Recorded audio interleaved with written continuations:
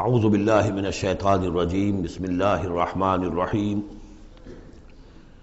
وعدکم اللہ مغانم کثیرۃ تاخذونها، اللہ تعالیٰ نے اے مسلمانوں تم سے وعدہ کیا ہے بہت سی غنیمتوں کا جو تمہیں حاصل ہوں گی۔ فعجل لکم ہذہ، تو یہ تو اللہ نے فوری طور پر تمہیں عطا کر دی ہے، یعنی یہ فتح مبین۔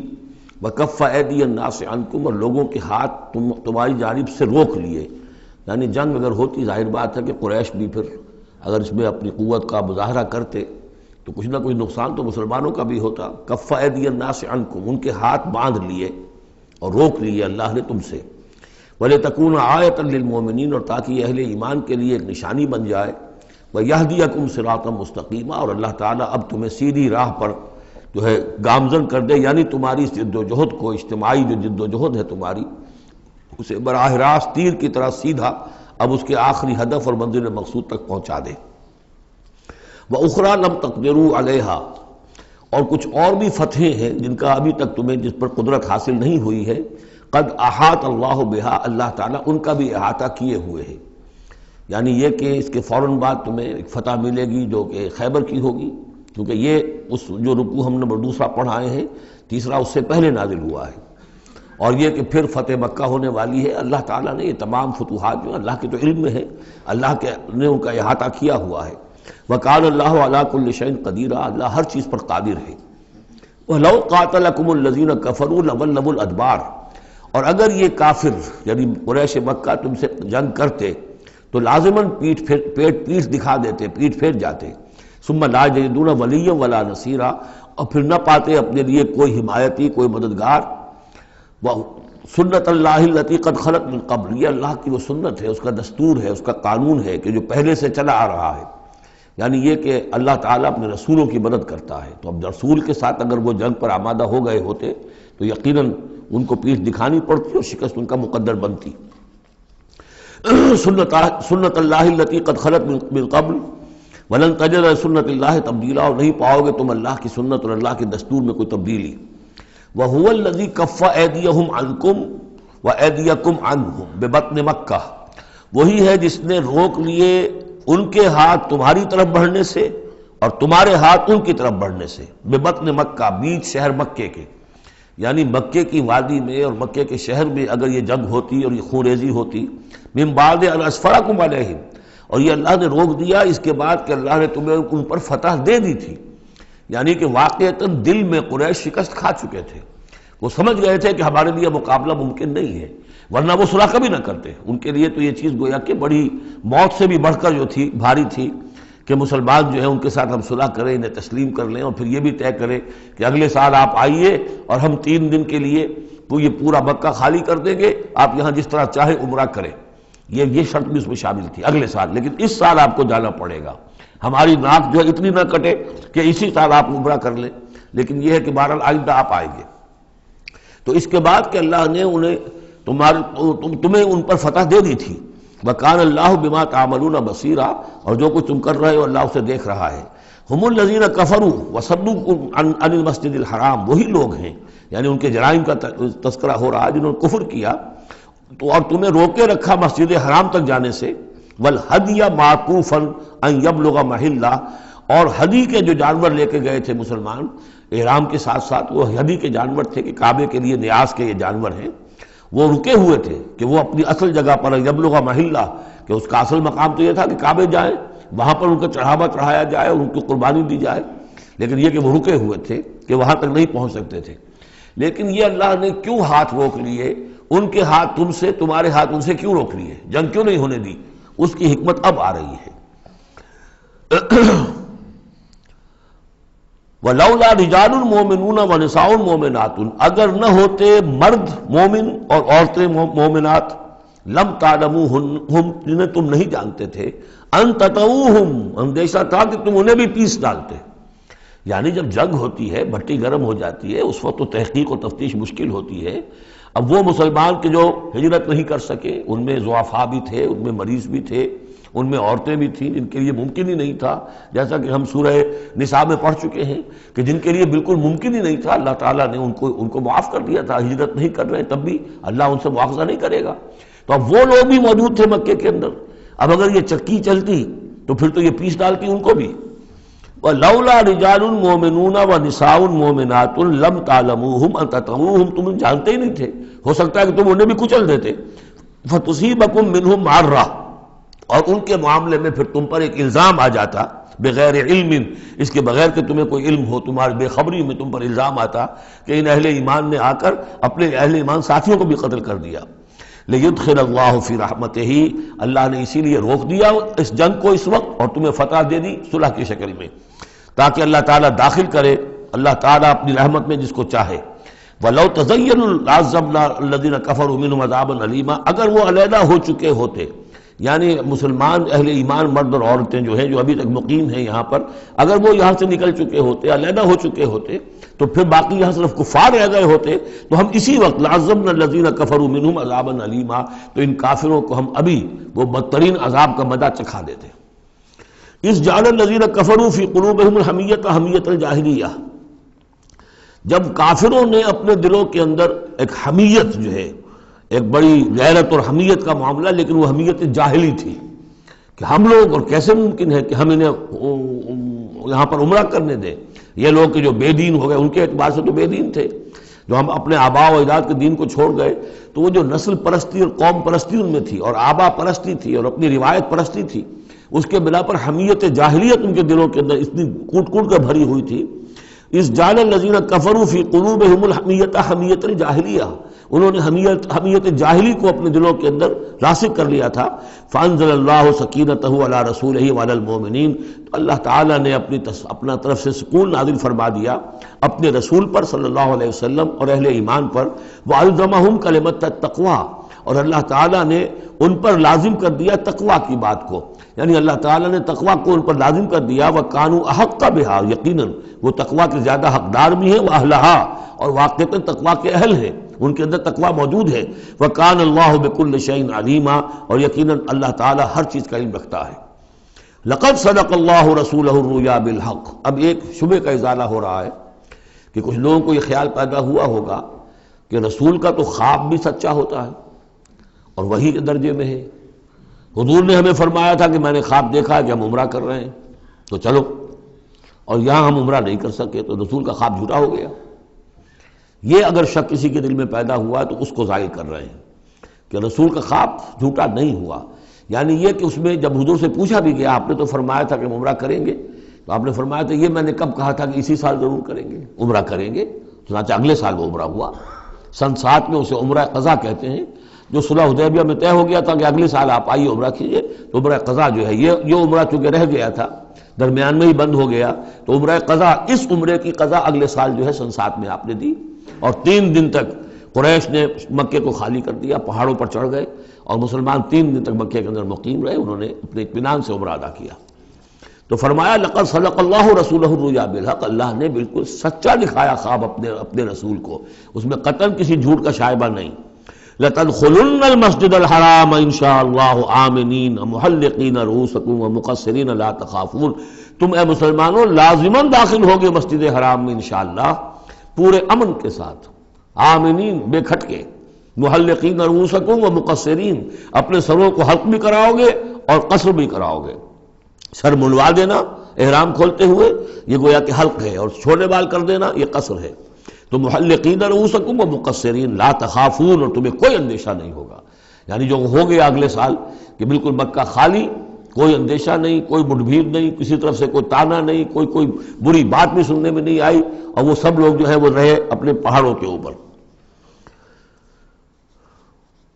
فعلم ما لم تعلموا، تو اللہ جانتا ہے جو تم نہیں جانتے. فجعل من دون ذلك فتحا قریبا، تو اس کے بعد اللہ تعالیٰ نے ایک بڑی فتح رکھی ہے قریب، یعنی یہ کہ اس کے فوراً بعد اس سے ورے، اس لیے کہ اس عمرہ قضا سے پہلے فتح خیبر ہوئی ہے، اور بہت جو مغانم کا تذکرہ ہو رہا ہے اس میں جو غنیمت آئی ہے بہت نمایاں، وہ غزوہ خیبر کی ہے.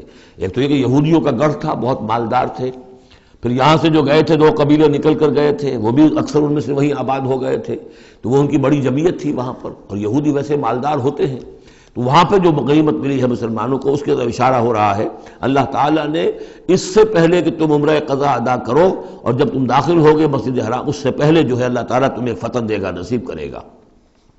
اب وہ آیت آ گئی، هو الذی ارسل رسولہ بالہدی ودین الحق لیظہرہ علی الدین کلہ، یعنی یہ جو سلسلہ اب جا رہا ہے، صراط مستقیم، سیدھا راستہ کس منزل کی طرف جا رہا ہے؟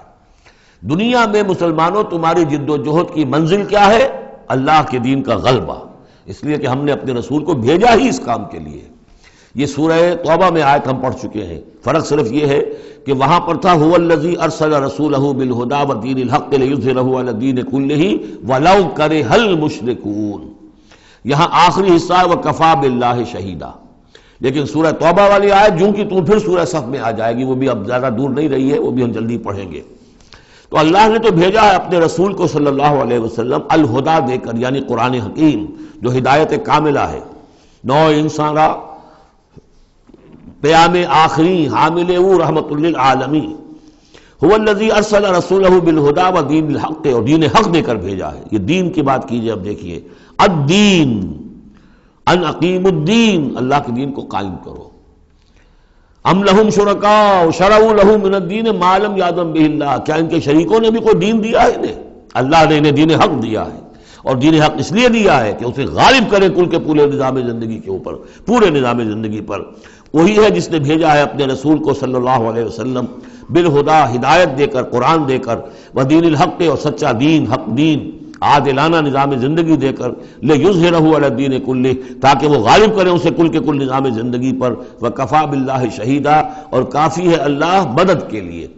عام طور پر ترجمہ یہاں پر گواہ کا کیا گیا ہے، آپ نے دیکھا ہوگا، لیکن یہاں اس لفظ شہید کا مطلب جو مدد کے ہے۔ اس کے لیے یہ کہ نوٹ کیجئے جو سورہ بقرہ کے تیسرے رکوع میں آیا تھا، فَإِن كُنتُمْ فِي رَيْبٍ مِّمَّا نَزَّلْنَا عَلَىٰ عَبْدِنَا فَأْتُوا بِسُورَةٍ مِّن مِّثْلِهِ وَادْعُوا شُهَدَاءَكُم مِّن دُونِ اللَّهِ إِن كُنتُمْ صَادِقِينَ، بلا لو اپنے مددگاروں کو اللہ کے سوا اگر تم سچے ہو۔ تو چونکہ اصل میں شہیدہ کے معنی تو ہے حاضر ہونا، شہیدہ یشہدو، کسی کی موجودگی اور حاضری، جو موجود ہوتا ہے وقوع پر وہی صحیح گواہی دینے کا اہل ہے، اس لیے اس کے معنی گواہی کے پیدا ہو گئے، اور جو موجود ہو وہی آپ کی مدد بھی کر سکتا ہے، اس لیے اس کے معنی مددگار کے بھی ہیں۔ آپ کا کوئی دوست ہے، بڑا آپ کا بہی خواہ ہے، لیکن جب آپ پر کوئی ستم ہو رہا تھا، ظلم ہو رہا تھا، زیادتی ہو رہی تھی، وہ موجود ہی نہیں تھا بیچارہ، وہ کیا کرے گا؟ آپ کی مدد نہیں کر سکتا۔ تو مددگار بھی معنی ہے لفظ شہید کے۔ وَكَفَى بِاللَّهِ شَهِيدًا، اللہ کافی ہے مددگار کی حیثیت سے۔ محمد الرسول اللہ والذین معہ، یہ وہ جماعت ہے جو اس بیعت کی بنیاد پر وجود میں آئی ہے۔ نوٹ کر لیجئے اس بات کو، یہ بیعت کے تذکرے کے ساتھ اب یہ آیت آ رہی ہے۔ محمد الرسول اللہ صلی اللہ علیہ وسلم ایک بیعت تو وہ لیتے تھے کہ جو کوئی ایمان لاتا تھا، ایمان کی بیعت، لیکن جو آپ نے اہل مکہ سے کبھی نہیں لی، بلکہ وہاں تو جس نے بھی کہہ دیا اشہد ان لا الہ الا اللہ واشہد ان محمد رسول اللہ، کوئی فارمل ڈیکلریشن، کوئی اور اس کے لیے کوئی سمبولک کوئی اقدام نہیں تھا، الا یہ کہ کوئی باہر سے آتا تھا تو بیعت ہوتی تھی۔ اس کے بعد آپ نے بیعت مکے میں دو لی ہیں، بیعت عقبہ اولیٰ، بیعت عقبہ ثانیہ۔ اور بیعت عقبہ ثانیہ کی بیعت وہ ہے کہ جس سے اب وہ ایک جماعتی شکل بنی ہے، اس لیے کہ اس کے الفاظ کیا ہیں، متفق علیہ روایت ہے، یہ بخاری اور مسلم دونوں میں، راوی اس کے حضرت عبادہ بن صامت رضی اللہ تعالیٰ عنہ۔ وہ بیعت کیا تھی؟ بایعنا رسول اللہ صلی اللہ علیہ وسلم علی السمع والطاعۃ فی العسر والیسر والمنشط والمکرہ وعلی عثرۃ علینا وعلی لا ننازع الامر اہلہ وعلی ان نقول بالحق اینما کنا لا نخاف فی اللہ لومۃ لائم۔ ہم نے بیعت کی تھی اللہ کے رسول سے کہ آپ کا ہر حکم سنیں گے اور مانیں گے، اطاعت کریں گے، فی العسر والیسر، خواہ مشکل ہو اور خواہ آسانی ہو، والمنشط والمکرہ، خواہ ہماری طبیعت آمادہ ہو، خواہ ہمیں اپنی طبیعتوں پر جبر کرنا پڑے، وعلی عثرۃ علینا، خواہ ہم پر دوسروں کو ترجیح دی جائے، ہم کبھی نہیں کہیں گے کہ ہم آپ کے پرانے ساتھی ہیں، آپ نے بالکل ایک نووارد کو ہمارے اوپر امیر کیسے مقرر کر دیا، نہیں، اٹس یور پریروگیٹو، یہ آپ کا اختیار ہوگا، جس کو آپ چاہیں امیر بنائیں۔ وعلیٰ اللہ ننازع الامر اہلہ، جنہیں آپ والی امر بنا دیں گے، امیر بنا دیں گے، ان سے بھی ہم جھگڑیں گے نہیں، ان سے تعاون کریں گے، ان کی اطاعت کریں گے۔ جیسے کہ ایک اور حدیث میں حضور نے فرمایا، من اطاعنی فقد اطاع اللہ ومن عصانی فقد عصی اللہ، جس نے میری اطاعت کی اس نے اللہ کی اطاعت کی، اور جس نے میری نافرمانی کی اس نے اللہ کی نافرمانی کی۔ ومن اطاع امیری فقد اطاعنی، جس نے میرے مقرر کردہ امیر کی اطاعت کی اس نے میری اطاعت کی۔ ومن اطاع امیری فقط ومن عصا امیری فقط عصانی، جس نے میرے مقرر کردہ امیر کی نافرمانی کی اس نے میری نافرمانی کی۔ اب ظاہر بات ہے جب جماعتی زندگی ہوتی ہے تو ایک ہی امیر نہیں ہوتا، اب ایک فوج ہے، ایک سپہ سالار ہے، لیکن اور چھوٹے چھوٹے جو اس کے حصے ہیں، میمنہ پر کوئی اور ہے، میسرہ پر کوئی اور ہے، اب قلب پر کوئی اور ہے، چھوٹے چھوٹے کمانڈرز بھی تو ہیں، چھوٹی سی کمپنی ہے، پلاٹون ہے، پھر بٹالین ہے، بٹالین سے اوپر بھی ریجیمنٹ ہے، ہر جگہ پر جو ہے اس کے جو آفیسرز موجود ہیں، جو کمانڈرز موجود ہیں، ان سب کا سلسلے وار سب اطاعت کا نظام اگر نہیں ہوگا تو وہ فوج کہاں ہوئی؟ اس طرح ایک جماعت ہے، ایک پورے ملک کے اندر جماعت ہے، اس کا امیر ہے، پھر اس کے کئی صوبائی اس کی شاخیں اس کے امیر ہیں، تو یہ تو نظام اس طرح چلے گا۔ تو یہاں پر وَعَلَىٰ أَن نَّقُولَ بِالْحَقِّ أَيْنَمَا كُنَّا، اور آخری بات جو تھی اس بیعت کے اندر کہ ہم جہاں کہیں بھی ہوں گے حق بات ضرور کہیں گے، مشورہ مانگا جائے گا مشورہ دیں گے، we will not hold back our opinions، ہم اپنی رائے دیں گے، حق بات کہیں گے جہاں کہیں ہوں گے، لیکن اس کے بعد جو فیصلہ ہوگا فَإِذَا عَزَمَ الْأَمْرُ، جیسا کہ ہم پڑھ چکے ہیں، جب فیصلہ ہو جائے تو پھر یہ کہ اللہ اور اس کے رسول کی اطاعت لازم ہے۔ تو فرمایا یہ محمد رسول اللہ والذین معہ کی جو جماعت بنی ہے اس شکل میں، اس قتال کے مرحلے کے شروع ہونے سے پہلے، منہج انقلاب نبوی میں اقدام کا مرحلہ جب آیا ہے، پیسو ریزسٹنس جب ایکٹیو ریزسٹنس میں چینج ہو رہی ہے، تو اب وہ ایک نظم جماعت کی شکل ہے، اور وہ بیعت عقبہ ثانیہ کی بنیاد پر وجود میں آیا۔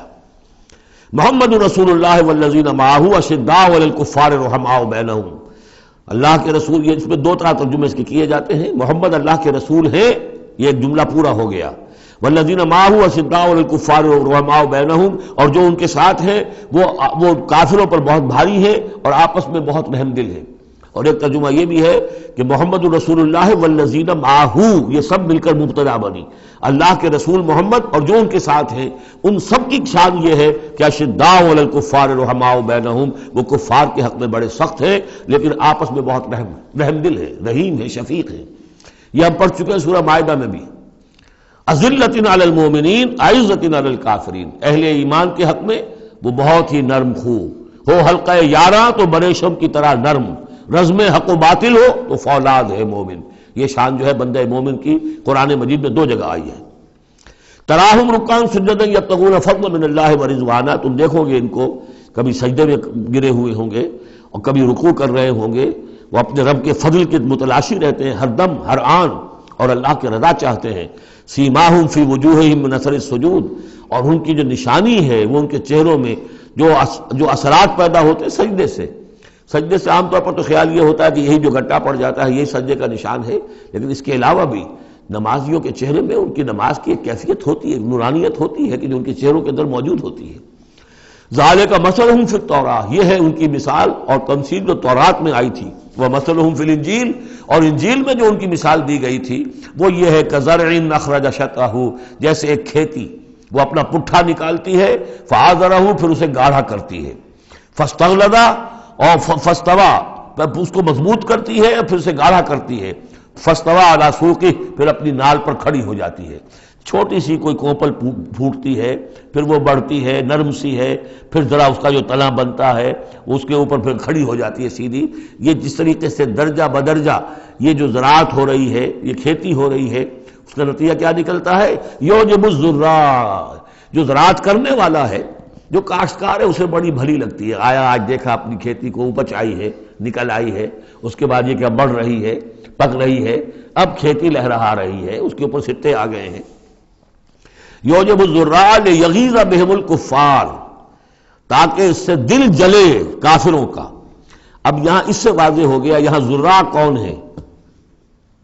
یہ کھیتی صحابہ کرام کی کھیتی ہے جو پھل رہی ہے، پھول رہی ہے، اور اس کا کاشتکار کون ہے؟ محمد الرسول اللہ صلی اللہ علیہ وسلم۔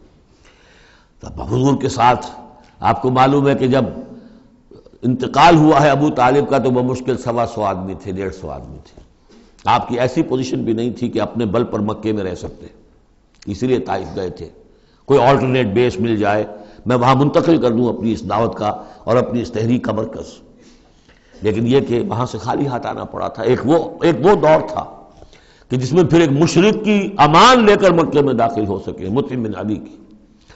آج ایک دور یہ ہے کہ 1400 یا 1800 آدمی جو ہیں وہ بیعت موت کی ہے انہوں نے، اور ان کو اس پر جو ہے ملال ہے کہ دم کر صلح کیوں کی ہے۔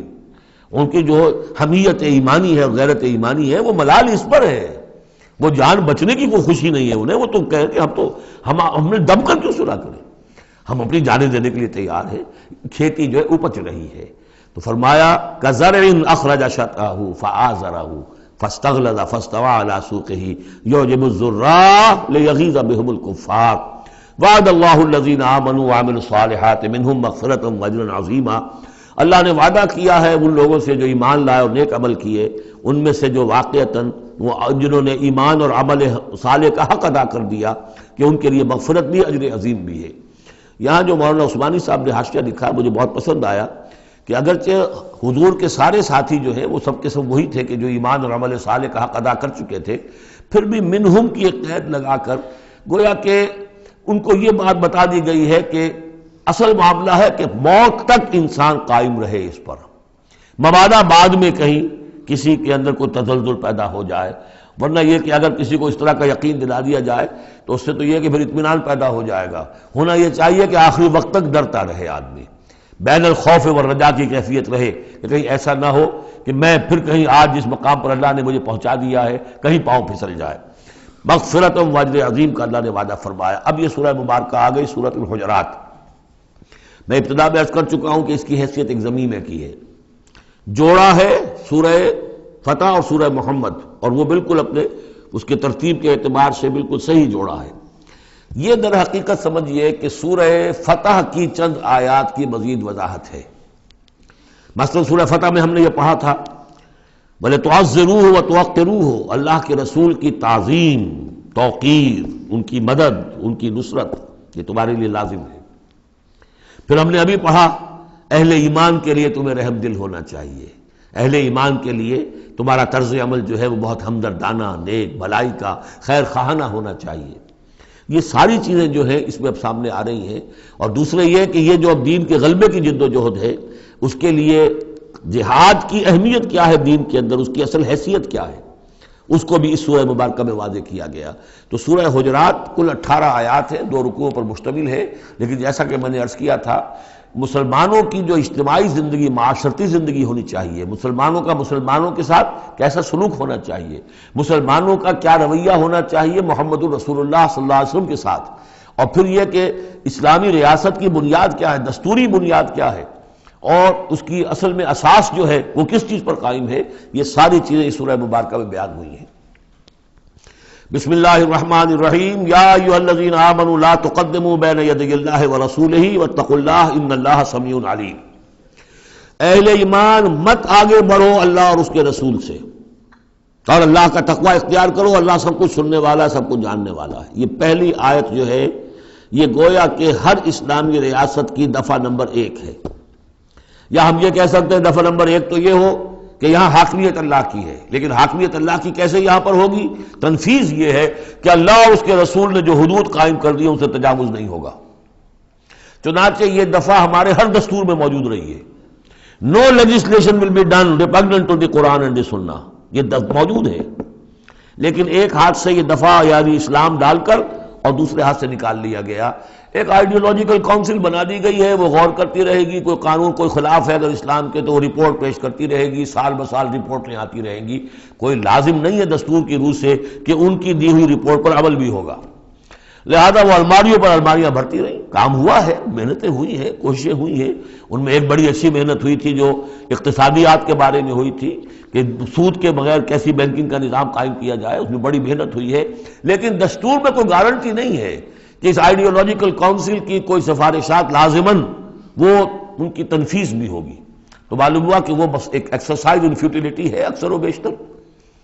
تو فرمایا پہلی بات تو یہ طے کر لو کہ اللہ کا حکم اور اس کے رسول کا حکم، کتاب اور سنت، no legislation can be done here repugnant to the book of Allah Quran and the Sunnah of the profit صلی اللہ علیہ وسلم۔ یہ ہے اصل الاصول، یہ ہے دفعہ، کہ اس دفعہ سے اب یہ ریاست اسلامی بن گئی کہ جو بھی لیجسلیٹو باڈی آپ بنائیں، اسے آپ پارلیمنٹ کہیں، اسے مجلس ملی کہیں، اسے آپ کانگریس جو چاہیں کہیں، اس کی لیجسلیٹو اتھارٹی جو ہے وہ لمیٹڈ ہے، limited by the injunctions of the Quran and the سنہ۔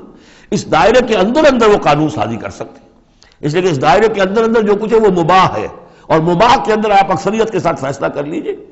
کسی دعوت میں آپ کر رہے ہیں، مہمان بلا رہے ہیں، اس میں مشروب کون سا سرو کیا جائے، اس میں روح افزا شربت پلایا جائے یا کوئی 7 اپ پلایا جائے یا کیا کیا جائے، اب اس کو اب وہ بھی مباح ہے وہ بھی مباح ہے، اب کثرت رائے سے فیصلہ کر لیجیے۔ لیکن کثرت رائے کیا 100% رائے بھی اللہ کے کسی حکم میں ترمیم نہیں کر سکتی، وہ تو دائرہ ہے، اس دائرے کے اندر اندر رہنا ہے، جس کو کہ ایک حدیث سے حضور نے بہت عمدگی سے واضح کیا ہے۔ آپ نے فرمایا مثل المومن کمثل الفرس فی عقیتہ، مومن کی مثال ایسی ہے جیسے کہ گھوڑا جو بندھا ہوا ہے کھوٹے کے ساتھ۔ ظاہر بات ہے مومن میں جو اللہ کو مانتا ہے تو اللہ کے حکم سے بندھ گیا، رسول کو مانتا ہے رسول کے فرمان سے بندھ گیا، قرآن کو مانتا ہے تو قرآن کے احکام سے بندھ گیا۔ تو ایک آدمی وہ ہے مادر پدر آزاد ہے، نہ اللہ کو جانے نہ رسول کو جانے نہ کسی آسمانی ہدایت کو مانے، وہ جو چاہے قانون بنائے، وہ سوڈمی کو بھی جائز قرار دے دیں، ہومو سیکشولیٹی کو بھی جائز قرار دے دیں، 2 مردوں کی شادی کو جائز قرار دے دیں، لیگل سٹیٹس دے دیں، ان کی مرضی ہے جو چاہے کریں، لیکن مسلمان تو پابند ہوتا ہے۔ تو پہلی یہ آیت جو ہے انتہائی اہم ہے، اور گویا کہ اس کی ترجمانی ہے جو پاکستان کے دستور میں وہ الفاظ لکھے ہوئے ہیں، No legislation can be done here repugnant to the Quran and Sunnah. یا ایھا الذین آمنوا لا تقدموا بین یدی اللہ ورسولہ واتقوا اللہ ان اللہ سمیع علیم۔ اس کے بعد جو آ رہی ہیں 4 آیتیں، یہ خاص طور پر حضور کے ساتھ کیا طرز عمل ہونا چاہیے۔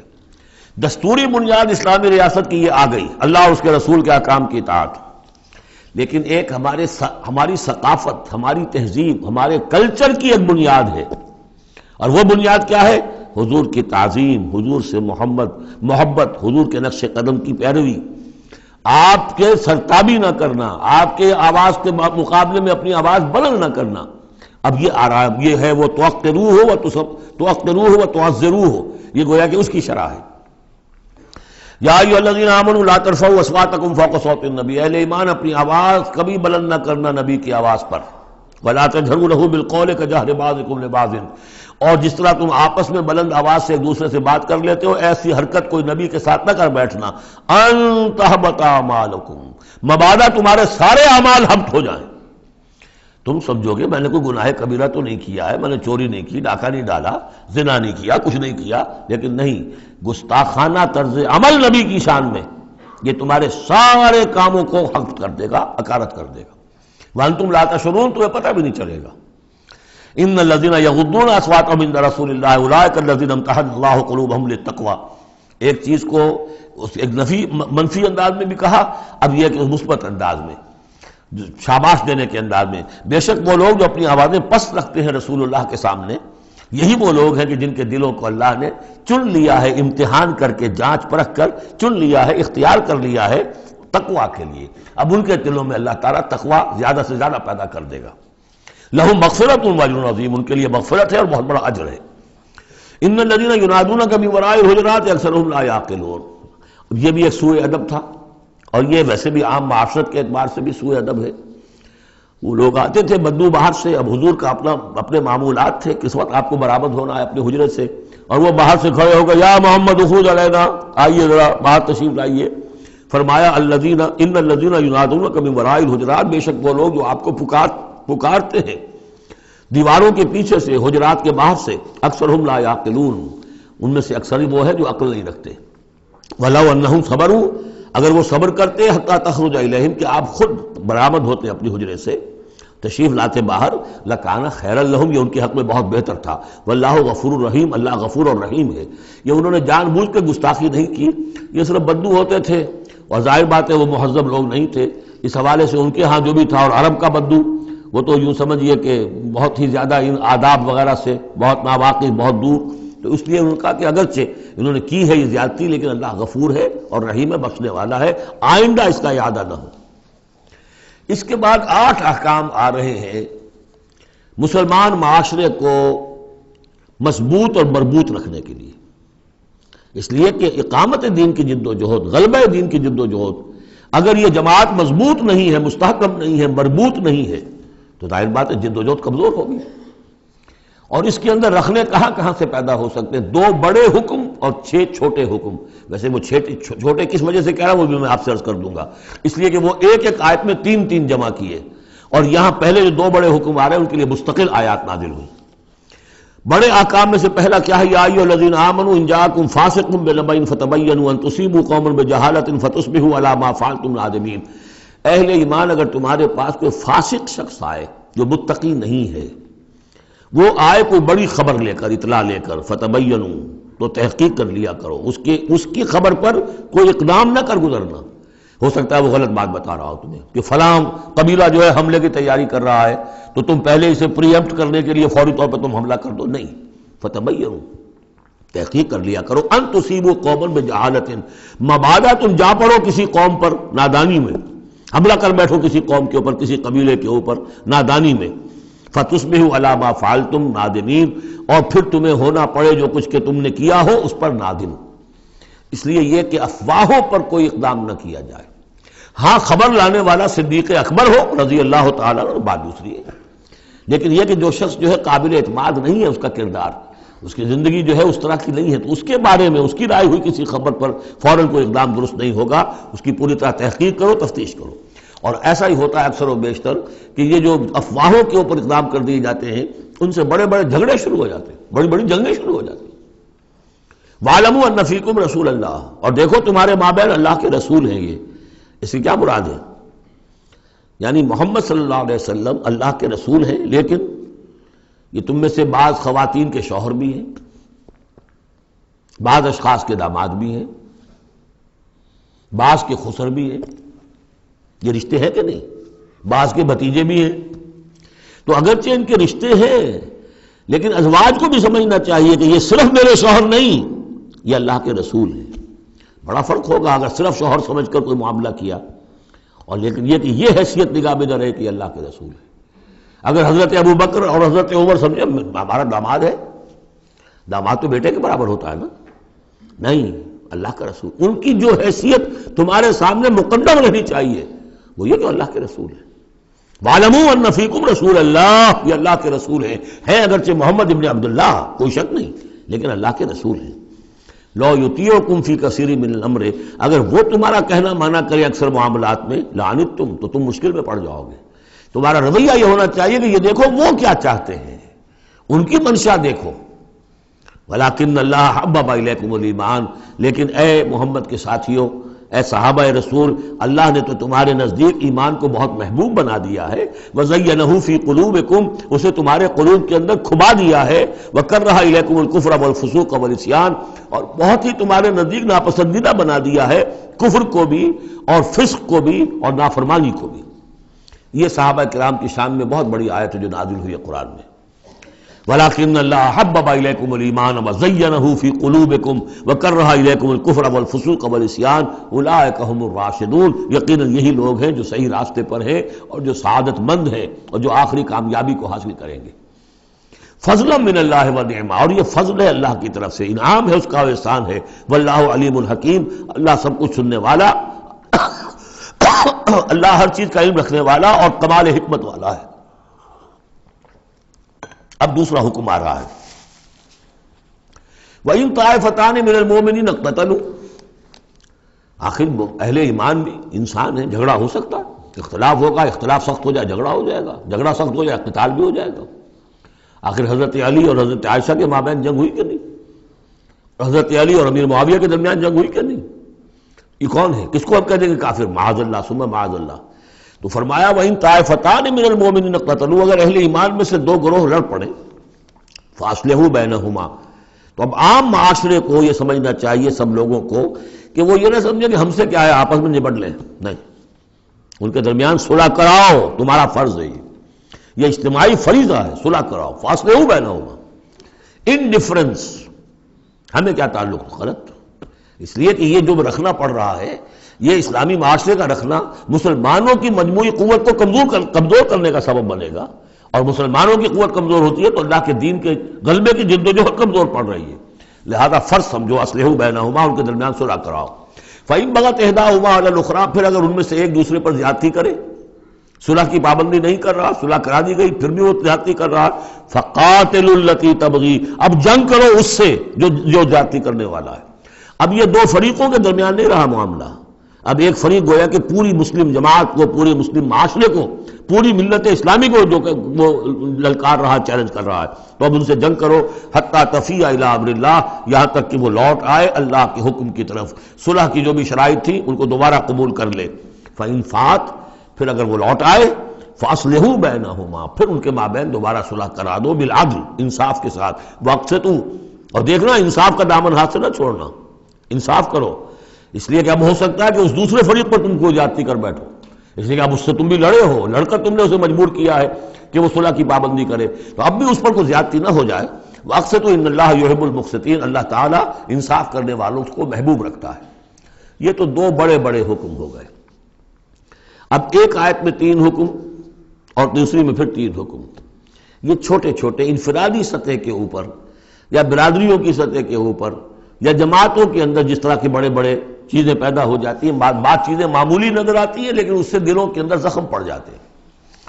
یا ایھا الذین انما المؤمنون اخوۃ فاصلحوا بین اخویکم، یہ تو اسی کے ساتھ آ گئی۔ یقیناً تمام اہل ایمان جو ہے وہ آپس میں بھائی بھائی ہے، بس اپنے 2 بھائیوں کے درمیان صلح کرا دیا کرو، واتقوا اللہ، اللہ کا تقوی اختیار کرو، لعلکم ترحمون، تاکہ تم پر رحم کیا جائے۔ اب وہ آ رہی ہیں 2 آیتیں۔ یا ایھا الذین آمنوا لا یسخر قوم من قوم عسى ان یکونوا خیرا منهم ولا نساء من نساء عسى ان یکن خیرا منهن، اہل ایمان تم میں سے کوئی گروہ دوسرے گروہ کا مذاق نہ اڑائے، تمسخر نہ کرے، ہو سکتا ہے کہ وہ ان سے بہتر ہوں۔ جن کا تم مذاق اڑا رہے ہو، کسی ایک برائی کو دیکھا ہے تم نے، کسی ایک عیب کو دیکھا ہے، اس کی ناک چھوٹی ہے، اس کا کان چھوٹا ہے، اس کا فلاں یہ ہے، اس کا یہ ہے، تو تم نے تو کوئی عیب دیکھا ہے ظاہری، ہو سکتا ہے دل میں اس کے تقویٰ تم سے 10 گنا زیادہ ہو، اللہ کی محبت، اللہ کے رسول کی محبت تم سے 1000 گنا زیادہ ہو، تو تمہیں کیا پتا، تم نے تو ایک چیز دیکھی ہے۔ اسی طرح عورتیں دوسری عورتوں کا مذاق نہ اڑائیں، عسیٰ ان یکن خیرا منہن، ہو سکتا ہے کہ وہ جن کا مذاق اڑایا جا رہا ہے وہ اللہ کی نگاہوں میں بہتر ہو ان سے جو مذاق اڑا رہی ہیں۔ ایک حکم تو ہو گیا تمسخر نہ ہو۔ ولا تلمزوا انفسکم، اپنے آپ کو عیب نہ لگاؤ، اپنے آپ کو عیب لگانا یعنی اپنے بھائیوں پر عیب نہ لگاؤ، آخر وہ تمہاری ہی اس ملت کا فرد ہے، امت کا فرد ہے، تو اس کو عیب لگا تو تمہیں عیب لگا، اس لیے فرمایا بہت ہی بلیغ الفاظ ہے، ولا تلمزوا انفسکم ولا تنابزوا بالالقاب، اور لوگوں کے چڑانے والے نام نہ رکھ لیا کرو۔ کسی جماعت کا نام کچھ اور ہے، اس کو چڑانے کے لیے نام کچھ اور رکھ لیا گیا ہے، یا اور کسی فرد کے لیے، کسی گروہ کے لیے، تو یہ جو ہے ایک دوسرے کے اوپر اس طریقے سے ڈال دینا اور نام ان کے اوپر کہ جو ان کو پسندیدہ نہیں ہے، یہ 3 کام ہو گئے، ایک آیت میں روکا گیا۔ اس کی وجہ سے اکثر ایسا ہوتا ہے، کبھی ایک دوست آپ ایک خاص قسم کا مذاق اس سے کر رہے ہیں یا کسی لفظ سے اس کو چھیڑتے ہیں، 100 دفعہ وہ سن لیتا ہے، کوئی اثر نہیں ہوتا، کسی وقت کوئی عجیب کیفیت ہوتی ہے اس کی کہ اس کے دل میں جا کر زخم کی طرح لگ جاتا ہے اور پھر وہ دل کا رشتہ ٹوٹ جاتا ہے، اور ایک ایسی جو ہے اس کے اندر گرا پڑ جاتی ہے، پھر کھولے نہیں کھل سکتی۔ لہذا محتاط رہو۔ بئس الاسم الفسوق بعد الایمان، ایمان کے بعد تو برائی کا نام بھی برا ہے، کیوں ان چیزوں میں جا رہے ہو؟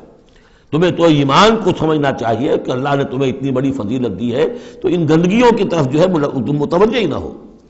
وَمَن لَّمْ يَتُوب فَأُولَٰئِكَ هُمُ الظَّالِمُونَ، اور جو باز نہیں آئیں گے تو وہی ہے کہ جو ظالم ہے اللہ کی نگاہ میں۔ تو ترغیب بھی ہے، تشویق بھی ہے، سمجھانے کا انداز بھی ہے، اور ڈانٹ ڈپٹ بھی ہے۔ باز نہیں آؤ گے تو اللہ کی نگاہ میں پھر تم ظالم ہو۔ اگلی آیت میں پھر 3 چیزیں، وہ پہلی 3 چیزیں رو در رو ہوتی ہیں آمنے سامنے، اور یہ 3 چیزیں وہ ہیں جو غیب میں ہوتی ہیں، پیٹھ پیچھے ہوتی ہیں۔ یا ایھا الذین آمنوا اجتنبوا کثیرا من الظن ان بعض الظن اسم، اہل ایمان زیادہ ظن کرنے سے بچو، خام خواہ گمان بٹھا لینا کسی کے بارے میں، جب تک کہ کوئی بات ظاہر نہ ہو جائے، کسی کی طرف سے کوئی روش یا رویہ یا کوئی اقدام جو ہے واضح طور پر سامنے نہ آ جائے، اپنے دل میں خام خواہ کوئی اس کے بارے میں جس کو ہم کہتے ہیں سوء ظن پیدا کر لینا، ان بعض الظن اسم، بعض ظن جو ہے وہ تو گناہ کے درجے تک پہنچ جائیں گے، اس لیے کہ تم نے اپنے دل میں بات بٹھا لی ہے حالانکہ اس میں وہ شے ہے ہی نہیں، لہذا یہ تمہاری طرف سے گویا کہ ایک تہمت ہو رہی ہے اس کے اوپر، قلبی طور پر تو تہمت ہو گئی۔ ولا تجسسوا، اور دوسری بات یہ ہے کہ ایک دوسرے کے حالات کی ٹوہ میں نہ رہو۔ بہرحال اسلامی ریاست ہوگی تو جاسوسی کا ایک محکمہ بھی ہوگا، وہ تو اپنی جگہ پر ہے، لیکن افراد کی سطح پر خام خواہ فلاں اس گھر میں کیا ہو رہا ہے، کیوں ہو رہا ہے، یہ دونوں بھائیوں کے معاملات کیا ہیں، کیا وجہ ہے، لڑائی کیوں نہیں ہوتی ان میں، کچھ لوگوں کی ہوتی ہے، تلاش میں رہتے ہیں ایسی چیزوں کی۔ ولا تجسسوا، تجسس مت کرو۔ ولا یغتب بعضکم بعضا، اور تم میں سے کوئی دوسرے کی غیبت نہ کرے، کسی کے پیٹھ پیچھے غیر موجودگی میں اس کی کوئی برائی نہ بیان کرے، چاہے وہ برائی بالفعل اس میں ہو۔ حضور سے پوچھا گیا کہ حضور اگر وہ برائی اس میں ہو، آپ نے فرمایا تبھی تو غیبت ہے، اگر برائی ہے نہیں تو تہمت ہو گئی، وہ تو غیبت سے دوہرا جرم ہو گیا۔ لیکن یہی ہے کہ کسی مسلمان بھائی کی غیر موجودگی میں اس کی کوئی برائی بیان نہ کی جائے۔ اَيُحِبُّ أَحَدُكُمْ أَن يَأْكُلَ لَحْمَ أَخِيهِ مَيْتًا، کیا تم میں سے کوئی شخص اسے پسند کرے گا کہ وہ اپنے کسی مردہ بھائی کا گوشت کھائے؟ فَكَرِهْتُمُوهُ، یہ تو تمہیں بہت برا لگا، بہت گھن آیا، یہ کیا بات کہہ دی اللہ تعالیٰ نے؟ کوئی شخص چاہے گا یہ کہ اپنے مردہ بھائی کا گوشت کھائے؟ لیکن یہ اخلاقی سطح پر یہی کام تم کرتے ہو۔ غیبت جو ہے اخلاقی سطح پر یہی ہے، کیوں کہ جو شخص موجود نہیں ہے آپ اس کی عزت پر حملہ کر رہے ہیں۔ اگر وہ موجود ہوتا اپنا دفاع کرتا، لیکن موجود نہیں ہے، دفاع نہیں کر سکتا، وضاحت کرتا، آپ کو غلط بات سمجھ میں آئی، آپ نے ٹھیک نہیں سمجھا ہے، آپ کو اطلاع صحیح نہیں ملی ہے، آپ سو طرح سے اپنی حفاظت کرتا ہے اپنی عزت کی، اور چونکہ موجود نہیں ہے آپ نے جیسے مردہ بھائی کی لاش پڑی ہے جیسے چاہو موٹی جو ہے کاٹ لو، لیکن اگر وہ زندہ ہو تو تمہیں قریب آنے دے گا۔ یہی ہے مثال۔ اَيُحِبُّ أَحَدُكُمْ أَن يَأْكُلَ لَحْمَ أَخِيهِ مَيْتًا فَكَرِهْتُمُوهُ وَاتَّقُوا اللَّهَ إِنَّ اللَّهَ تَوَّابٌ رَحِيمٌ، اور اللہ کا تقوی اختیار کرو، اللہ تواب ہے، توبہ کا بہت قبول فرمانے والا، اور رحیم ہے، بہت رحم فرمانے والا۔ تیسرا حصہ اس سورہ مبارکہ کا جو آ رہا ہے یہ عظیم ترین مضامین پر مشتمل ہے۔ ابھی تک معاملہ سارا یا ایھا الذین آمنوا یا ایھا الذین آمنوا یا ایھا الذین آمنوا، آپ نے دیکھا یہ یوں سمجھیے کہ 12 آیات میں 5 مرتبہ یا ایھا الذین آمنوا آ چکا ہے، اور ہم نے دیکھا مکی صورتیں اتنی لمبی جو ہے یا ایھا الذین آمنوا کا صیغہ وہاں ہے ہی نہیں، لیکن یہ آیت آ رہی ہے یا ایھا الناس، اے لوگو انا خلقناکم من ذکر و انثی، اے لوگو ہم نے تمہیں پیدا کیا ہے، تم سب کو، چاہے مومن ہو چاہے غیر مومن ہو، چاہے مسلمان ہو چاہے کافر ہو، تم سب کو ہم نے پیدا کیا ہے من ذکر و انثی، ایک مرد اور ایک عورت سے، حضرت آدم اور حوا کی اولاد ہو تم۔ وجعلناکم شعوبا وقبائل لتعارفوا، اور ہم نے تمہیں بنا دیا ہے قوموں میں تقسیم کر دیا اور قبیلوں میں تاکہ ایک دوسرے کو پہچانو۔ یہ رنگ کا فرق، نسل کا فرق، اور یہ شکل و شبہات کا فرق، یہ جو بھی انسان کے نقوش ہیں ان کا فرق، زبانوں کا فرق، یہ قوموں اور قبیلوں میں جو فرق اور امتیاز ان میں ڈالا ہے تاکہ پہچان سکو۔ سارے انسان ایک ہی رنگ کے، ایک ہی شکل و صورت کے، ایک ہی معلوم ہوتا کہ سانچہ ہے فیکٹری کا، اسی میں سے سب بنے چلے آ رہے ہیں، ایک ہی زبان بولتے تو پہچانتے کیسے ایک دوسرے کو؟ یہ سارا ہے صرف پہچان کے لیے، یہ نہیں ہے کہ فلاں نسل اعلیٰ ہے، فلاں گھٹیا ہے، فلاں اونچی ہے، فلاں نیچی ہے۔ جیسا کہ آپ نے خطبہ دیا تھا جو آخری خطبہ ہے حجۃ الوداع کا، لا فضل لعربی علی عجمی ولا لعجمی علی عربی ولا لاحمر علی اسود ولا لاسود علی احمر الا بالتقوی، کسی عربی کو، کسی عرب کو عجمی پر کوئی فضیلت نہیں، کسی عجمی کو کسی عرب پر کوئی فضیلت نہیں، کسی سرخ رو کو کسی سیاہ فام پر کوئی فضیلت نہیں، کسی سیاہ فام کو کسی سرخ رو پر کوئی فضیلت نہیں۔ ہاں فضیلت ہے تو تقوی کی بنیاد پر ہے۔ ایچ جی ویلز نے اپنی history of a concise history of the world میں یہ پیسج کوٹ کر کے لکھا کہ اگرچہ اس سے پہلے بھی تاریخ انسانی میں human fraternity, equality and freedom, انسانی حریت و اخوت و مساوات کے واس تو بہت کہے گئے، لیکن یہ ہے کہ تاریخ انسانی میں یہ ماننا پڑتا ہے کہ پہلی مرتبہ ان اصولوں پر بالفعل ایک معاشرہ قائم کیا محمد نے صلی اللہ علیہ وسلم۔ حالانکہ دشمن ہے، اس نے حضور کی سیرت پر حملے کیے ہیں بالکل وہی اسی طرح کے جیسے رشدی نے کیے ہیں۔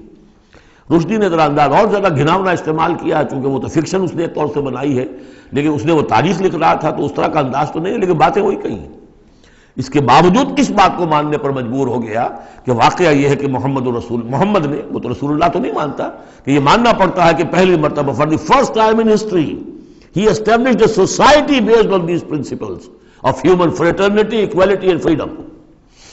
اگرچہ جو تازہ ایڈیشن ہے اس کتاب کا concise history of the world, اس میں سے یہ پیسج نکال دیا، اب تو ایڈیٹرز اور ہیں، البتہ پرانا ایڈیشن کہیں یونیورسٹی سے لیجیے، لائبریری سے، اور وہاں سے آپ کو وہ مل جائے گا پیسج۔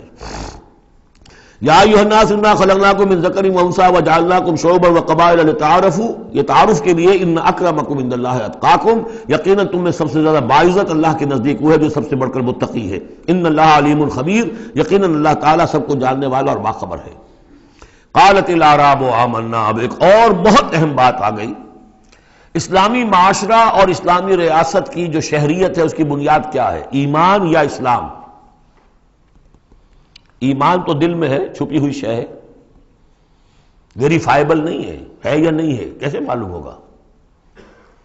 دنیا میں جو آپ کو قانون بنانا ہے، دنیا میں جو معاشرہ بنانا ہے، دنیا میں جو ریاست بنانی ہے، اس میں کون شامل ہوگا؟ اس کی ساری بنیاد اسلام پر ہے، ایمان پر نہیں ہے۔ لیکن آخرت میں سارا دار و مدار ایمان پر ہے، اسلام پر نہیں ہے۔ آپ جو ہے یہاں کی ابھی سینسس ہوگا آپ کے ملک میں، آپ مسلم لکھا ہوا ہے آپ کے خانے میں مسلم، لیکن یہ کہ اس کی بنا پر اللہ کے ہاں چھوٹ نہیں ہو جائے گی، اللہ دیکھے گا ایمان بھی تھا کہ نہیں۔ ان اللہ لا ينظر الى صورکم ولا الى اموالکم ولکن ينظر الى قلوبکم واعمالکم، اللہ تمہاری صورتوں اور اموال کو نہیں دیکھتا، تمہارے دلوں اور اعمال کو دیکھتا ہے۔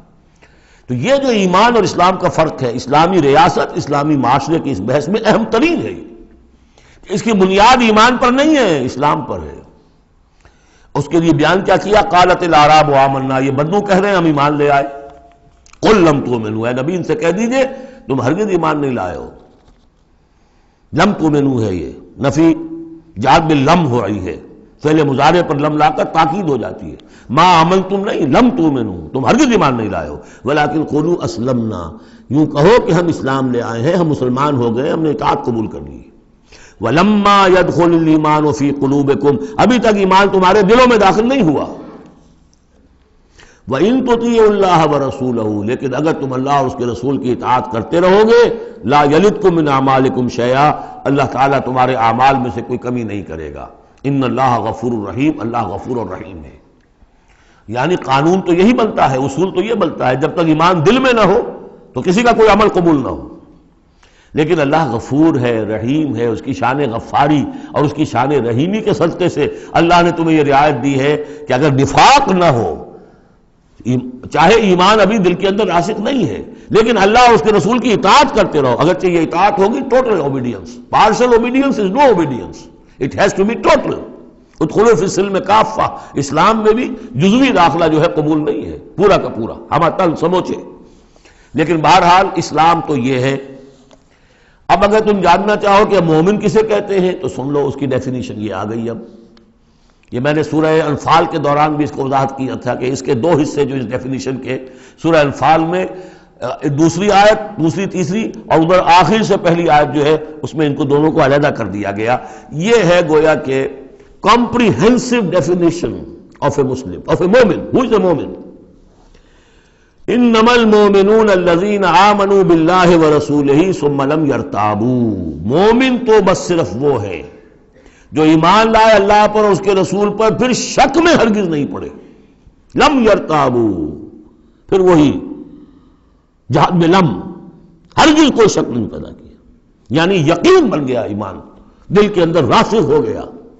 جیسے کہ فرمایا صحابہ کرام کے بارے میں، وَلَٰكِنَّ اللَّهَ حَبَّبَ إِلَيْكُمُ الْإِيمَانَ وَزَيَّنَهُ فِي قُلُوبِكُمْ، تمہارے دلوں میں کھبا دیا اس نے۔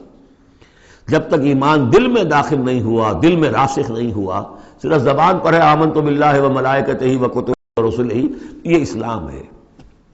بنی الاسلام علی خمس، اس میں یقین قلبی شامل نہیں ہے۔ شہادت اللہ الہ الا اللہ وان محمد رسول اللہ، زبان سے گواہی کہ اللہ کے سوا کوئی معبود نہیں اور محمد اللہ کے رسول ہے، وإقام الصلاۃ وإیتاء الزکوٰۃ وصوم رمضان وحج البیت۔ اس لیے کہ ایمان ذرا کسی اور شے کا نام ہے۔ وہ ایمان کیا ہے؟ اس کے دو حصے کر دیے۔ اب یہ اس شہادت سے نیچے یقین قلبی والی بات ایڈ ہو جائے اور ادھر عمل میں جہاد ایڈ ہو جائے تو 7 چیزیں ہوں گی تو اب یہ مومن شمار ہوگا۔ 5 چیزیں تو اسلام وہ تو ہونی ہے۔ مومن جو ہے وہ مسلم تو ہوگا ہی لا محالہ، لیکن اس سے اوپر کی منزل ہے تو 2 چیزیں اور بڑھ جائیں گی۔ وہ کیا ہے؟ انما المؤمنون الذين آمنوا بالله ورسوله ثم لم يرتابوا وجاهدوا باموالهم وانفسهم في سبيل الله، اور جہاد کریں اپنے مالوں کے ساتھ اور اپنی جانوں کے ساتھ اللہ کی راہ میں۔ اولئک هم الصادقون، یہ لوگ ہیں جو سچے ہیں، دعوی ایمان میں سچے ہیں۔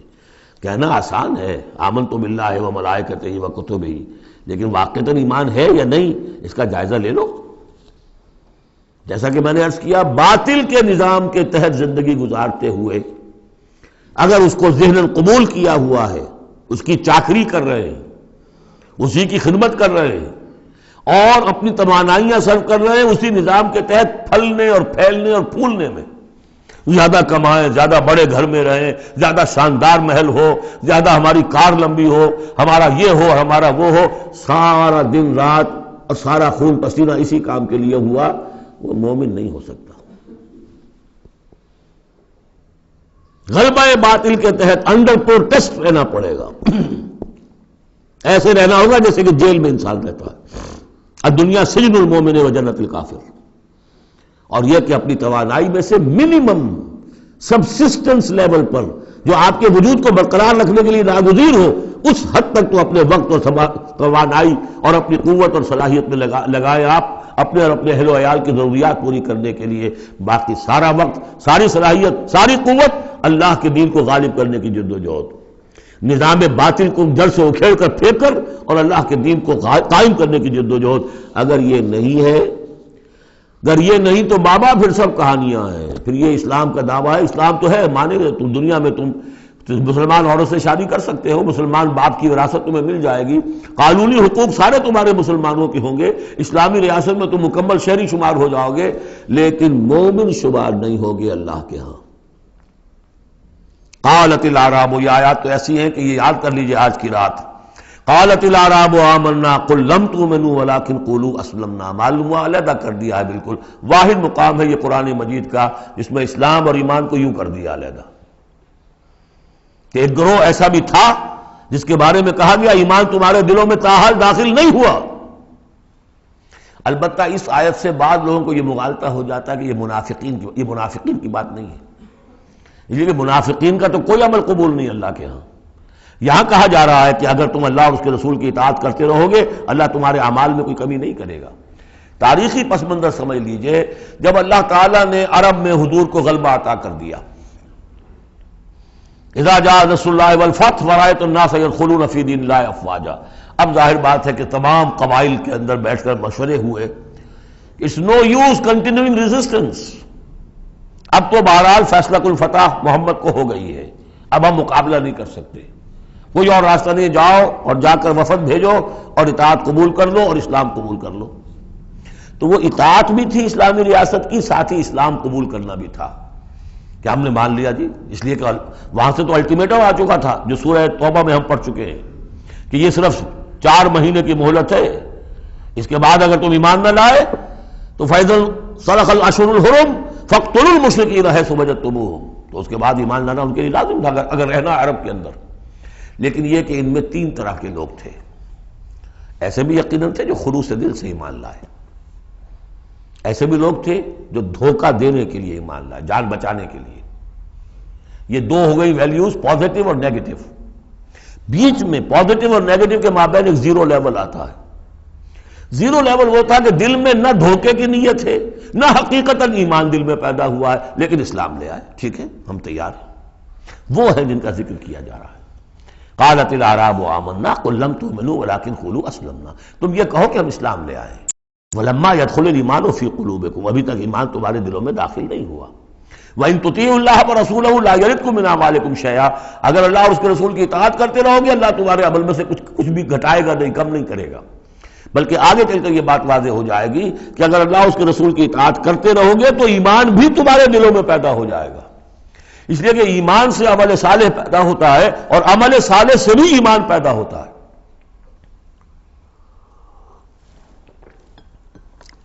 لیکن اگر تم جاننا چاہو دل میں یہ امنگ پیدا ہو جائے، اللہ کرے کہ ہم میں سے ہر شخص کے دل میں یہ آج ارادہ اور امنگ پیدا ہو جائے اور یہ وہ آرزو پیدا ہو جائے جس کے اوپر علامہ اقبال نے جو کہا ہے کہ آرزو اول تو پیدا ہو نہیں سکتی کہیں اور، ہو جائے تو مر جاتی ہے یا رہتی ہے خام. یہ آرزو کہ مجھے مومن رہنا ہے، جینا ہے، مرنا ہے، یہ آرزو اول تو پیدا مشکل سے ہوتی ہے اور ہو جائے تو معاشرہ اس کو غذا نہیں دیتا. ہر 4 طرف سے اس کے خلاف آپ پر دباؤ پڑنا شروع، دماغ خراب ہو گیا، پاگل ہو گیا، فینیٹک ہے، یہ اپنا کیریئر چھوڑ رہا ہے، یہ اپنا کاروبار برباد کر رہا ہے، وہ فلاں یہ کر رہا ہے. تو ماحول جو ہے، ماحول میں آکسیجن نہ ہو تو پودا کیسے پروان چڑھے گا؟ تو اس لیے بہت مشکل کام ہے. الا یہ کہ خلوص نیت اور عزم مصمم ہو تو اللہ تعالیٰ کی طرف سے خصوصی توفیق اور تحصیل ہوتی ہے. تو آج آپ اس کو سامنے رکھ کر دل میں یہ آرزو لے کر اٹھیے کہ یہ ایمان اس ڈیفینیشن پر ہمیں پورے اترنا ہے. وہ ڈیفینیشن کیا ہے؟ انما المؤمنون الذین آمنوا باللہ ورسولہ ثم لم یرتابوا وجاہدوا باموالہم وانفسہم فی سبیل اللہ اولئک هم الصادقون. اس آیت کے شروع اور آخر دونوں میں اسلوب حصر ہے. مومن صرف وہ ہیں جو ایمان لائے اللہ پر، اس کے رسول پر، پھر شک میں ہرگز نہیں پڑے، ان کے دل میں اس ایمان نے یقین کی شکل اختیار کر لی اور پھر انہوں نے جہاد کیا اللہ کی راہ میں، کھپائے اس میں اپنے مال بھی اپنی جانیں بھی، یہی لوگ حقیقت میں سچے ہیں اپنے دعوی ایمان میں۔ اللہم ربنا اجعلنا منہم، اللہم ربنا اجعلنا منہم، یہی صادقون ہیں جن کے بارے میں سورہ توبہ میں ہم آیت پڑھ کر آئے ہیں، کونوا مع الصادقین، صادقین کے ساتھ ہو جاؤ۔ تلاش کرو کوئی صادقین ہے دنیا میں اس وقت کہ نہیں، اور حضور نے یہ خبر دی ہے، لا تزال فی امتی طائفۃ قائمین علی الحق، میری امت میں ہمیشہ ایک گروہ ضرور موجود رہے گا جو حق پر قائم ہوگا۔ تلاش کرو اسے، اور تلاش کر کے کونوا مع الصادقین، ان میں شامل ہو، ان کے ساتھ شامل ہو جاؤ، ان کے دست و بازو بنو۔ ظاہر بات ہے جمعیت کے بغیر، جماعت کے بغیر وہ اقامت دین کیسے ہوگی، وہ اظہار دین الحق علی الدین کلہ کیسے ہوگا؟ محمد رسول اللہ والذین معہ حزب اللہ بن گئے تھے، تبھی تو دین قائم ہوا نا۔ اب وہ ساری کیفیات جو سورہ حجرات میں آئیں، قل اتعلمون اللہ بدینکم، اب یہ نوٹ کر لیجئے، جن لوگوں کے دلوں میں وہ ایمان نہیں تھا، وہ اسلام لانے پر حضور پر اپنے احسان جتایا کرے، حضور دیکھیے ہم تو لڑے بھڑے بغیر اسلام لے آئے، تو ہمارا تو حق زیادہ ہونا چاہیے۔ وہ ہماری ہریانے کی زبان میں یہ کہاوت ہے، تھوتھا چنا باجے گھنا، وہ چنا جو اندر سے کھوکھلا ہو چکا ہو اس کی آواز زیادہ ہوتی ہے، برتن خالی ہوگا تو آواز کھنکھنانے کی آتی ہے، برتن کے اندر پانی پڑا ہوا ہو تو پھر اس طرح کی آواز نہیں آتی۔ تو ایمان سے خالی تھے، اس لیے وہ اپنی ایمان کے دعوے ذرا زیادہ کرتے تھے۔ قل اتعلمون اللہ بدینکم، تم اپنے دین کا جو اس طرح سے بڑھ چڑھ کر باتیں کرتے ہو تو اللہ کا بتانا چاہتے ہو، جتلانا چاہتے ہو اپنا دین، واللہ یعلم ما فی السماوات وما فی الارض۔ اگر تمہیں ایمان حاصل ہوتا تو تم یہ جانتے کہ اللہ تو جانتا ہے جو کچھ کے آسمانوں میں اور زمین میں ہے۔ ایک بندہ مومن کے لیے تو یہ کہنے کی ضرورت ہی نہیں، واللہ بکل شیء علیم، اللہ تو ہر چیز کا علم رکھتا ہے۔ یمنون علیک ان اسلموا، اے نبی آپ پر احسان دھر رہے ہیں کہ ہم اسلام لے آئے۔ قل لا تمنوا علی اسلامکم، اے نبی سے کہہ دیجئے مجھ پر اپنے اسلام کا کوئی احسان مت دھرو، بل اللہ یمن علیکم، بلکہ اللہ تم پر احسان دھرتا ہے، ان ہداکم للایمان ان کنتم صادقین، کہ اس نے تمہیں ایمان کے راستے پر ڈال دیا ہے اگر تم سچے ہو۔ جب اسلام پر آ گئے ہو تو ایمان کے راستے پر چڑھ گئے ہو، اگر سچے ہو گے تو اب ایمان تمہارے اندر پیدا ہو جائے گا۔ اطاعت رسول کرتے رہو گے، اطاعت اللہ الہی کرتے رہو گے، نمازیں پڑھو گے، روزے رکھو گے، زکوٰۃ دو گے خوش کے ساتھ، تو ان اعمال کی بدولت ان کی نورانیت تمہارے قلوب کے اندر اترے گی اور اس سے تمہارے اندر ایمان پیدا ہو جائے گا۔ دیکھیے یہاں لفظ اسلام آیا تھا، پھر یمنون علیک ان اسلموا، یہ آپ پر احسان دھر رہے ہیں کہ وہ اسلام لے آئے۔ قل لا تمنوا علی اسلامکم، اے نبی کہہ دیجیے مجھ پر اپنے اسلام کا احسان مت دھرو، بل اللہ یمن علیکم، بلکہ یہ تو اللہ تم پر احسان دھر رہا ہے، ان ہداکم للایمان، کہ یہ جو تمہیں اسلام لانے کی توفیق دے دی اس نے، تو اس نے گویا کہ ایمان کی سڑک پر ڈال دیا، تمہیں اس راستے پر ڈال دیا ہے کہ جو ایمان تک لے جائے گی، ان کنتم صادقین، اگر تم اپنے اسلام میں صادق ہو۔ ہاں اسلام منافقانہ لائے ہو تو بات اور ہے، دل میں عداوت ہے، دشمنی ہے، صرف جان بچانے کے لیے اگر نیت یہی ہے تو پھر تو ظاہر بات ہے کہ نہ اسلام ہے اور نہ ایمان ہے، اگرچہ قانون اور پھر بھی مسلمان مانے جائیں گے۔ منافقین بھی آخری وقت تک مسلمان مانے گئے، منافقین جو ہے یہاں تک کہ رئیس المنافقین عبداللہ ابن ابی کی نماز جنازہ حضور نے پڑھائی ہے۔ یہ تو غزوہ تبوک کے بعد ہوا، پھر کہ منافقین کو ننگا بھی کیا گیا اور مسجد جو انہوں نے بنائی تھی مسجد ضرار وہ گرا بھی دی گئی، وہ سب کچھ ہوا بعد میں ہوا، پہلے نہیں۔ غزوہ تبوک تک کا معاملہ یہ تھا کہ پردہ پڑا ہوا تھا۔ بل اللہ یمن علیکم ان ہداکم للایمان ان کنتم صادقین ان اللہ یعلم غیب السماوات والارض، یقیناً اللہ تعالیٰ جانتا ہے آسمانوں اور زمین کی تمام چھپی ہوئی چیزیں، غائب اور غیب اللہ کے علم میں ہے، واللہ بصیر بما تعملون، اور جو کچھ تم کر رہے ہو اللہ اسے دیکھ رہا ہے۔ بارک اللہ لی ولکم فی القرآن العظیم ونفعنی وإیاکم بالآیات والذکر الحکیم۔